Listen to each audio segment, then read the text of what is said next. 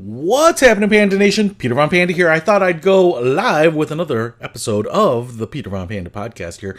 And basically, I did a little research, which means I spent a few minutes online, looking at pop can tabs. And the reason I was looking at this, and basically the reason I am jumping online here, is I want to explain why people still collect these pop can tabs. And it came up because I was asked by a friend whose daughter's school is collecting these, these little tabs. I think they're actually called state tabs. It's kind of interesting, the history behind them, as I was doing some reading, for their school for a fundraiser or something like that. So I kind of went down the rabbit hole of why are these valuable, collectible? Why would anyone want to pick these up? Now, when I was a kid, I actually remember people having, or schools having, my school having, Campbell's soup can label drive. And what you would do is you would take the label off a soup can, Campbell's only, bring it into school, they would mail them in, and the school would get, I don't know, a nickel or something for every label. And that makes a little sense to me because Campbell's would be happy to send you a check, a small check, because they know ultimately they are selling a bunch of Campbell's soup.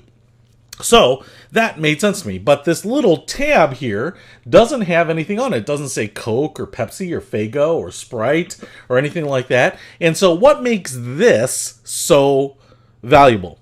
What you have to do, actually go back to, is apparently the 60s, and cans did not have the same type of opening that they have right now. In fact, a lot of them would have little openings that would just pull off, and you would have a separate piece of the can there.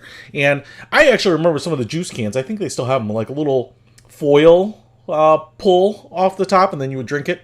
And I remember those in camping and stuff like that.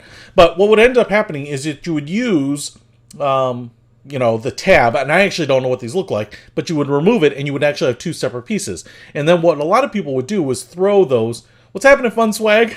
Good to have you. Then they would throw them into the can, and a lot of people would swallow them.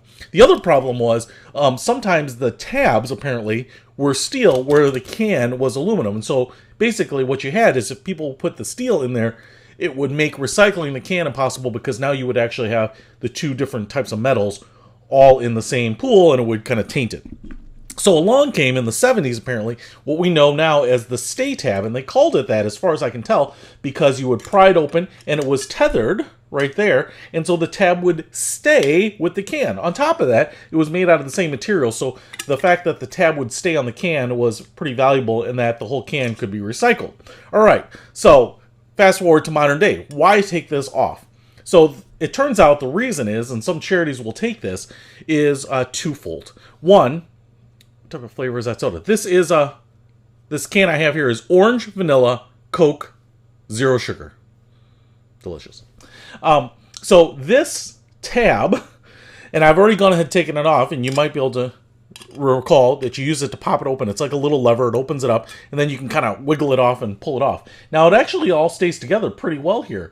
And the reason, apparently, is that this metal here, even though it's aluminum, is a higher grade aluminum than the rest of the can. Apparently this is a lower grade aluminum. I'm not sure if this is more pure aluminum or what. I actually kind of don't think so because I feel a little bit like pure aluminum is really weak, but maybe it's stronger. Maybe it's like a billet or something, and that's why it works as a lever to pop that open, and this is the cheaper, less dense aluminum or some sort of alloy. Anyway, this is apparently a higher grade aluminum. So this little piece here is valuable because of its kind of aluminum density. On top of that, because it's got a rolled edge, it's actually fairly compact. It's fairly small, even though there's some space in here. Thanks for the liking the video, Fun Swag. Hit that like button if you're watching us. And subscribe too. Would love to have you at the channel.